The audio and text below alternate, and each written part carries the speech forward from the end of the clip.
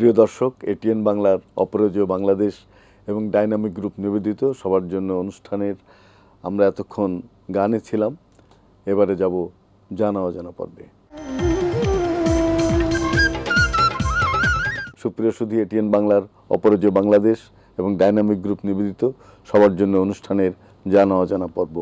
এই পর্বে উপস্থিত আছেন আমাদের দেশের একজন বিশিষ্ট ভ্রমণ লেখক, ভ্রামণিক, এবং তার আরেকটি বড় পরিচয়, তিনি আমাদের বাংলাদেশ বেতারের সম্মানিত উপমহাপরিচালক জনাব মোহাম্মদ আব্দুল হক। কথা বলছি তার সঙ্গে। আব্দুল হক সাহেব, কেমন আছেন? জি আলহামদুলিল্লাহ, ভালো আছেন। আমরা জানি যে পেশাগত কারণেই হোক, লেখাপড়ার উদ্দেশ্যেই হোক, আমরা অনেকে দেশের বাইরে যাই, কিন্তু সেই দেশের বাইরে গেলে সেই দেশের যে আবহ, দেশের মানুষ, তার অর্থনীতি, তার সংস্কৃতি, এগুলো নিয়ে আমরা কখনো চোখ খুলে দেখি না, যাই আবার চলে আসি, হয়তো মুখে গল্প টল্প করি। কিন্তু আমরা দেখছি যে আপনি একটা অসাধারণ বই লিখেছেন, নিশি দিবাকর। এই ভ্রমণ কাহিনী আমাদের এই এত ব্যস্ততার মধ্যেও আপনি এই ভ্রমণ কাহিনী যে লিখলেন, এর পেছনে কারণ কি? পিছনে কারণ হয়েছে, আমি আসলে পৃথিবীর সর্ব উত্তরের দেশ বলা চলে আপনার নরওয়ে। আমরা যেটাকে নিশীথ সূর্যের দেশ হিসাবে আমরা জানি। তো আমার এখানে 2 বছরের জন্য এমফিল করার সুযোগ হয়েছিল, এবং এমফিল করতে গিয়ে আমি ওখানে যাওয়ার আগে যখন আমি কাগজপত্র পেয়েছি যে আমার শহর হচ্ছে ট্রমসো। এই ট্রমসো আপনার অক্ষাংশ দ্রাঘিমাংশ যারা জানেন তাদের সাথে যদি বলি, এটা 71 ডিগ্রি উত্তর অক্ষাংশে অবস্থিত।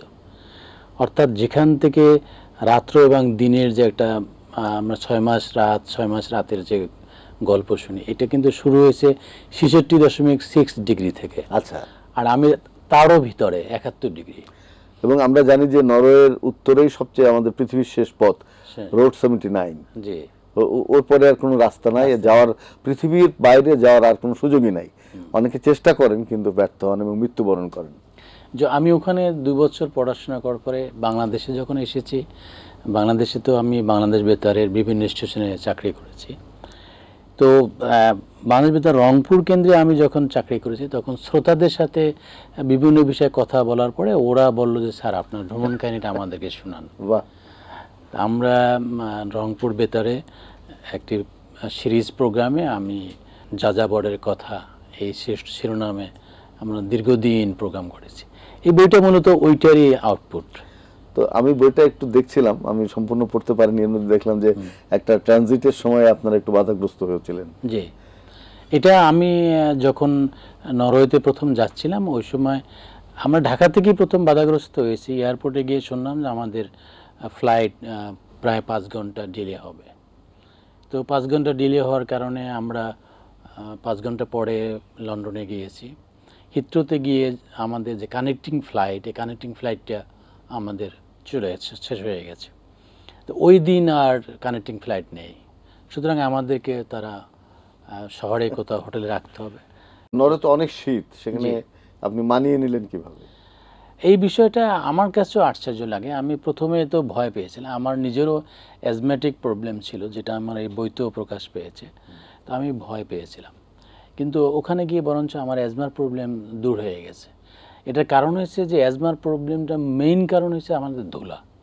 আর ওখানে বরফ, শীত থাকার পর ধুলাবালি নেই, ময়লা নেই। আর ওখানে তো শীতের ম্যানেজমেন্ট একেবারে উন্নত ম্যানেজমেন্ট। আমরা ইউনিভার্সিটির কোনো এক প্রান্ত দিয়ে ইউনিভার্সিটির ভিতরে ঢুকলে পুরা গরম এরিয়ার ভিতরে, বাহিরে শীত, কিন্তু ভিতরে পুরো ইউনিভার্সিটিকে কন্ট্রোল করা আছে, তাপমাত্রা কন্ট্রোল করা আছে। ওখানে বাংলাদেশ থেকে ভিন্নতা হয়েছে যে ওখানে রেডিও এবং টেলিভিশন একই কর্তৃপক্ষের অধীনে। আমি ও রেডিও সেন্টারে আমি ভিজিট করেছি, এবং ইন্টারন্যাশনাল মাদার ল্যাঙ্গুয়েজ ডে, আমরা যেটাকে 21 ফেব্রুয়ারি, ওই দিন তারা আমাকে ডেকেছিল। আচ্ছা। কারণ এটার উৎস তো বাংলাদেশ, সেই জন্য বাংলাদেশে এই গল্প শোনার জন্য তারা আমাকে 2006-এর ফেব্রুয়ারি মাসে আমি ওখানে গিয়েছি। অসাধারণ। আপনি বাংলাদেশ বেতারে আছেন, তো আমাদের বেতারকে আরো গণমুখী করার জন্য কি পদক্ষেপ নেওয়া যায়, এটি আপনার কাছে আমার শেষ প্রশ্ন। বাংলাদেশ বেতারকে গণমুখী করার জন্য আমাদের প্রোগ্রাম নিয়ে জনগণের মাঝে যেতে হবে। আমরা অনেকটা স্টুডিও নির্ভর যেটা আমরা ছিলাম আগে, তো প্রয়োজনে মানুষ আসতো, কারণ এখন তো মিডিয়াম অনেক বেড়ে গেছে। তো বেড়ে যাওয়ার কারণে আমাদেরকে জনগণের কাছে যাওয়া উচিত, এটা আমি মনে করি। বা আপনি কি আর সামনে কোনো ভ্রমণের বই লেখার ইচ্ছা আছে? আমি আসলে এইটা লেখা শেষ করেছি, এখন তো রিটায়ারমেন্টে চলে আসছি, এখন আবার বাকি সময়ের জন্য লেখার চিন্তা করতেছি। মোহাম্মদ আব্দুল হক, আপনার নিশি দিবাকর এই গ্রন্থটি আমি যতটুকু পড়েছি আমার খুব ভালো লেগেছে। আমি আশা করব যে দর্শকরা এই বইটি পড়বেন। এই বইটির অনেক কিছু শেখার আছে এই বই থেকে, এবং এই বইটা প্রকাশ করেছে আমাদের আব্দুল হক সাহেব নিজেই প্রকাশ করেছেন, এবং এই বইটির একটা বহুল প্রচার হোক সেটা আমরা কামনা করছি। আমি আপনাকে অনেক অনেক ধন্যবাদ জানাই। জি, আপনাকেও ধন্যবাদ, আর এটিএন বাংলাকেও ধন্যবাদ যে আমাকে এখানে ডেকেছেন এবং এই বিষয়ে আমার সাক্ষাৎকার নিয়েছেন। সবাইকে ধন্যবাদ। শুধু দর্শক, আপনারা দেখছেন এটিএন বাংলার অপরাজেয় বাংলাদেশ এবং ডাইনামিক গ্রুপ নিবেদিত সবার জন্য অনুষ্ঠান। আমরা এতক্ষণ ছিলাম জানা অজানা পর্বে, এবারে যাব ভালোবাসার রং পর্বে। শুধু দর্শক, এটিএন বাংলার অপরাজেয় বাংলাদেশ এবং ডাইনামিক গ্রুপ নিবেদিত সবার জন্য অনুষ্ঠানের ভালোবাসার রং পর্ব। এই পর্বে উপস্থিত আছেন আমাদের দেশের বিশিষ্ট আবৃত্তি শিল্পী ফারজানা এলি। কথা বলছি তার সঙ্গে। এলি, কেমন আছেন? ভালো আছি। ভালো আছেন। কোন কবিতাটি পড়বেন? আজকে আমি পড়ব হারানো আঙ্গুল, রুদ্র মোহাম্মদ শহীদুল্লাহ। শুনি আমরা। জি। নেই, কেউ নেই, ইতিহাস জেগে আছে শুধু একা অতন্ত্র দু চোখ, যেন এক মৃত মানুষের পাঁজরের জীর্ণ হাড়। বিগত জন্মের স্মৃতিকথা বুকে নিয়ে নীরবে রয়েছে পড়ে ধুলো জমা লতাগুল্ম তৃণের ভেতর। নেই সেই সব তাঁতের হৃদয় থেকে বেজে ওঠা শ্রমের সঙ্গীত, নেই স্বপ্নের সেই সব শিল্পীর হাত থেমে গেছে অনেক অতীতে। এখন ক্লান্তির মতো জীবনের স্মৃতিচিহ্ন পড়ে আছে ব্যথিত পাঁজর। কোনো গান শুনবো বলে কি এই পথে আসা? হারানো উত্তাপ আমি খুঁজতে খুঁজতে কেন ওই জীবনের হার লতাগুল্ম ভাঙা ইট, কেন ওই দেয়ালের পাথর সরাই, কেন শুধু মসলিন মসলিন বলে কেঁদে উঠি বুকের ভেতরে। ভাঙা ইট, ওই হার, ও তো শুধু বেদনার ব্যর্থ অবশেষ। আমি তবু সেই ধুলো খুঁড়ে খুঁড়ে শুকে দেখি ভেতরের মাটি। কেন দেখি, কেন সেই শিল্পীর কাটা আঙুল খুঁজে পেতে চাই তাঁতের হৃদয় থেকে বেজে ওঠা শ্রমের সঙ্গীত। ঘরে ঘরে রেশমের গন্ধ মাখা আশ্বাসের মসৃণ বাতাস। এখানে জীবন ঘিরে যে বাতাস বুকে নিত তাঁতের শীতকার, ঘামের গন্ধ আর বধূদের স্বপ্নময় বুকের উত্তাপ, আজ আর সে বাতাস নেই। যে আকাশ দেখেছিল রেশমের তন্তু মুগ্ধ শিল্পীর আঙুল, আজ আর সে আকাশ নেই। যে চাঁদ নীলিমা রাত্রি গুনেছিল ঘুঙুরের গল্প লেখা গান, সে চাঁদ নীলিমা রাত ধুলোর অনেক নিচে গিয়েছে হারায়ে। এই ধুলো, ক্লান্তি, ভুল, ব্যর্থ রক্তগুলো খুঁড়ে খুঁড়ে গভীর মাটিতে এই ইট, ঘুনপোকা, জীর্ণ দুঃখগুলো খুলে খুলে গভীর হৃদয়ে ফিরে যাব। যেরকম গৃহে ফেরে নির্ভৃষ্ট নিরুদ্দেশ পাখি, যেরকম কুলে ফেরে কালো জলে দিশেহারা নিখোঁজ নাবিক। হারানো শিল্পের কাছে, হারানো প্রাণের কাছে প্রয়োজনে নতজানু হব। হারানো শিল্পীর কাছে পুনরায় নতজানু হব। এই ধুলো, ক্লান্তি, ভুল, চিহ্ন দুঃখগুলো ছিঁড়ে খুঁড়ে ফিরে যাব স্বর্ণগ্রামে। অসাধারণ। কবি রুদ্র মোহাম্মদ শহীদুল্লাহ আমাদের গণমানুষের কবি এবং শ্রমিকদের পক্ষে, মানুষের পক্ষে তিনি সবসময় কবিতা লিখেছেন। তার স্মৃতির প্রতিও আমি গভীর শ্রদ্ধা নিবেদন করছি। অনেক ভালো থাকবেন। ধন্যবাদ আপনাকে। ধন্যবাদ এটিএন বাংলাকে। সুপ্রিয় সুধী, আপনারা দেখছেন এটিএন বাংলার অপরাজেয় বাংলাদেশ এবং ডাইনামিক গ্রুপ নিবেদিত সবার জন্য অনুষ্ঠান। আমরা এতক্ষণ ছিলাম ভালোবাসার রং পর্বে, এবারে যাব সাম্প্রতিক ভাবনা পর্বে।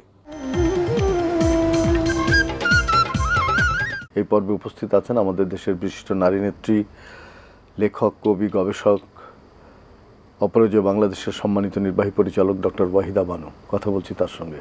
কেমন আছেন আপনি?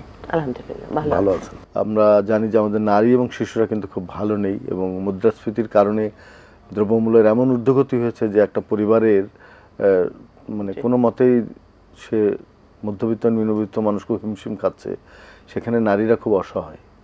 এই নারী এবং শিশুদের স্বাবলম্বী করবার জন্যে অন্তর্বর্তীকালীন সরকারের কিছু সংস্কার কর্মসূচি আছে, সে বিষয়ে আপনি নিশ্চয়ই লক্ষ্য রাখছেন, সে বিষয়ে আপনার মতামত জানতে চাই। আমরা কি দেখতে চাই যে প্রতিনিয়ত যে আমাদের জীবনযাপন, সেখানে আমরা সবাই ভালো থাকব। যে আমরা যেসব জনসাধারণের সাথে অথবা জনগোষ্ঠীর সাথে কাজ করি, তারা হলো most marginalised, most vulnerable groups. এরা মিডল ক্লাসও না, আপার ক্লাসও না। সো মিডল ক্লাস, আপার ক্লাসের কিন্তু অনেক বড় কথা বলার একটা জায়গা ছিল, যে জায়গা থেকে ওনারা কথা বলছেন না, কেন ওনাদের কথা বলার দরকার নাই। কেন ওরা যদি 500 টাকা নিয়ে যে বাজারে যান, যদি 1000 টাকা লাগে 1000 টাকা বের করার ওনাদের ক্ষমতা আছে। কিন্তু আমরা যাদের সাথে কাজ করি, তারা আসলে 500 টাকা নিয়ে বাজারে যেতে পারবে এটাও অনিশ্চিত। কেননা আপনি দেখেছেন প্রায় 4 কোটি মানুষের কিন্তু আমাদের এখন দরিদ্রসীমার নিচে বসবাস করছে, চলে যাচ্ছে, এবং অনেকের চাকরি নাই, অনেকের কাজ নাই, অনেকে কিছু করে খেতে পাচ্ছে না, সবাই একটা না অনিশ্চিত অবস্থার ভিতরে আছে। তো এই অনিশ্চয়তার ভিতরে যদি একটু আমরা আশার আলো না দেখতে পাই, তাহলে মানুষ দিনে দিনে কিন্তু তাদের ভিতরে যে আস্থার সংকট, সেই সংকটটা বাড়বে। তো সে জায়গায় আমি ডিমান্ড করব, আমি দাবি করব যে সরকারকে আসলে সেই জায়গায় মানুষকে নিয়ে যেতে হবে, যে বিশেষ করে ঊর্ধ্বমুখী যে দ্রব্যমূল্যের দাম, সে জায়গায় অ্যাটেনশন দিতে হবে, এবং সবাইকে হুমড়ি খেয়ে পড়তে হবে যে এই সিন্ডিকেটগুলো আমরা কিভাবে ভাঙতে পারি, কিভাবে জিনিসের দামগুলো কমিয়ে আনতে পারি, সমস্ত মানুষের জীবনযাপনের মাত্রা এবং ধরনটাকে আমরা সহজ এবং স্বাভাবিক করে আনতে পারি। তো ওই জায়গায় আমরা কোনো অ্যাটেনশন খুব একটা দেখছি না। সবচেয়ে বড় কথা আপনাকে একটু মনে করিয়ে দিই যে সিন্ডিকেটগুলো গত 20 বছর ধরে কাজ করছে, তারাই আছে, সবই চেনে, আইন শৃঙ্খলা রক্ষাকারী বাহিনী থেকে শুরু করে আমাদের প্রশাসনের সবাই জানে যে সিন্ডিকেট কারা করে, কিন্তু কি অজ্ঞাত কারণ সব সিন্ডিকেটের বিরুদ্ধে কোনো ব্যবস্থা নেওয়া হয় না। ওটাই আমি বলছি যে এটা যদি আমরা না ভাঙি, তাহলে তো আমরা ওই যে স্কোয়ার ওয়ানেই রয়ে গেলাম, ঘুরে ফিরে আমরা আগের জায়গায় রয়ে গেলাম। তো এটা একটা দিক। আর একটা দিক হলো যে মানে আমি গত কয়েকদিন আগে আমাদের নারী ও শিশু সমাজসেবার যে আমাদের উপদেষ্টা মুর্শিদা আপা, ওনাকে আমি দেখলাম যে উনি কথা বলছিলেন, সেটা হলো যে শিশু একাডেমি নিয়ে। তো বাংলাদেশের শিশু একাডেমির যে অবস্থান, সেটা তো দীর্ঘদিনের না, কিন্তু বিষয়টা হলো যে শিশু একাডেমি না, শিশু নারী এবং শিশু মন্ত্রণালয়, সমাজসেবা মন্ত্রণালয়, এগুলোকে ঢেলে সাজাবার এখন কিন্তু সুযোগ চলে আসছে। এবং আমরা যারা বেসরকারি সংগঠনগুলো ফাইট করে আসছি এত বছর ধরে, যে শিশুদের অধিকার নিশ্চিত করার জন্য আমরা একটা মন্ত্রণালয় চেয়েছি। আমরা একটা বলছি যে মন্ত্রণালয় না পারো, তোমরা আমাদেরকে একটা অধিদপ্তর দাও। তাহলে কি হবে যে আপনি এই বৈষম্য বিরোধী আন্দোলনের সময় দেখেন যে 132 জন বা 37 জনের উপর শিশু কিন্তু যারা জীবন দিয়েছে। তো এই শিশুদের, এই ইউথদের, এই জনতার জীবনের উপর দিয়ে অথবা রক্তের নদীর উপর দিয়ে কিন্তু আমরা একটা নতুন বাংলাদেশে একটা সরকারও আমরা পেলাম। তো তারা যদি ওই জায়গাটা পরিষ্কার না করে যে আমাদের এই শিশুদের আইডেন্টিফিকেশন করা, আগে নামের লিস্ট করা, তাদের বাড়িঘর ঠিকানা লিস্ট করা, এটাকে প্রকাশ করা, এবং তাদের জন্য যে সহযোগিতা করা তার পরিবারকে, এবং বিচার ব্যবস্থার ভিতর দিয়ে তাদেরকে তো যেতেই হবে। তো সেটা মনে করেন একটা প্রক্রিয়া আছে, কিন্তু লিস্ট পাবলিশ করার ক্ষেত্রে আমি বড় কোনো ধাক্কা দেখি না, এটা করা যেতেই পারে। তো সেই জায়গা থেকে শিশুদের নিয়ে যেহেতু আমরা শুরু থেকে কাজটা করে আসছে এবং আমাদের হাই প্রায়োরিটি ছিল, সেটা আমি দাবি করব। এবং আমি এটাও দাবি করব যে সংস্কারের প্রথম শুরুটা হোক, স্তম্ভটা হোক, আমাদের শিশুদের জন্য অধিদপ্তরটা যেন ডিক্লেয়ার করা হয়, ঘোষণা করা হয়। এবং সাথে সাথে আমি মনে করি এটার জন্য যতগুলো ডকুমেন্ট করা দরকার, যতগুলো প্রসেস, সবগুলো কিন্তু হয়ে আছে। অনেক ধন্যবাদ ডক্টর ওয়াহিদা বানু, আপনি চমৎকার করে 2-3টি বিষয় বললেন যেগুলো খুবই জরুরি, এবং আমি মনে করি আমাদের অন্তর্বর্তীকালীন সরকার সেই বিষয়গুলোর দিকে দৃষ্টি দেবেন এবং সমাধান করবেন। ধন্যবাদ আপনাকে, ধন্যবাদ এটিএন বাংলার দর্শকদের। প্রিয় দর্শক, আপনারা দেখছেন এটিএন বাংলার অপরাজয় বাংলাদেশ এবং ডাইনামিক গ্রুপ নিবেদিত সবার জন্য অনুষ্ঠান। আমরা এতক্ষণ ছিলাম সাম্প্রতিক ভাবনা পর্বে, এবারে যাব আবৃত্তি পর্বে। শুধু দর্শক, আপনারা দেখছেন এটিএন বাংলার অপরাজয় বাংলাদেশ এবং ডাইনামিক গ্রুপ নিবেদিত সবার জন্য অনুষ্ঠান। আমরা এতক্ষণ ছিলাম সাম্প্রতিক ভাবনা পর্বে, এবারে যাব আবৃত্তি পর্বে। প্রিয় দর্শক, এটিএন বাংলার অপরাজেয় বাংলাদেশ এবং ডাইনামিক গ্রুপ নিয়োজিত সবার জন্য অনুষ্ঠানের আবৃত্তি পর্ব। এই পর্বে উপস্থিত আছেন আমাদের দেশের আবৃত্তি শিল্পী ইসমতারা স্বপ্না। কথা বলছি তার সঙ্গে। কেমন আছেন আপনি? জি আলহামদুলিল্লাহ ভালো আছেন। আপনি জানেন যে রবীন্দ্রনাথ ঠাকুরের ১৬৪তম জন্মবার্ষিকী সামনেই। জি, কবিগুরু রবীন্দ্রনাথ ঠাকুর আমাদের জাতীয় জীবনে, আমাদের কর্মে, আমাদের আকাঙ্ক্ষায়, স্বপ্নে, আমাদের প্রেমে, বিরহে সব জায়গায় রবীন্দ্রনাথ ঠাকুর। আমাদের অনুভূতির এমন কোনো জায়গা নেই যে তিনি স্পর্শ করেন। একজন আবৃত্তি শিল্পী হিসাবে আপনি রবীন্দ্রনাথের কবিতা কেন পড়তে চান? তার কবিতা না, আসলে তার সৃষ্টি আমাদের হৃদয় ছুঁয়ে যায়। আমি মনে করি তার প্রতিটি সৃষ্টি আমাকে খুব আপ্লুত করে। আমি আবৃত্তি শিল্পী হিসেবে রবীন্দ্রনাথের কবিতা প্রথম পছন্দ আমার। আজকে কোন কবিতাটি পড়বেন? আজকে রবীন্দ্রনাথ ঠাকুরের এক গায়ে কবিতাটি আবৃত্তি করব। আমরা দুজন একটি গায়ে থাকি, বা অসাধারণ কবিতা শুনি আমরা। আবৃত্তি করছি রবীন্দ্রনাথ ঠাকুরের এক গায়ে কবিতাটি। আমরা দুজন একটি গায়ে থাকি, সে আমাদের একটি মাত্র সুখ। তাদের কাছে গায় যে দোয়েল পাখি, তাহার গানে আমার নাচে বুক। তাহার দুটি পালন করা ভেড়া চড়ে বেড়ায় মোদের বটমূলে। যদি ভাঙে আমার ক্ষেতের বেড়া, কোলের পরে নি তাহারে তুলে।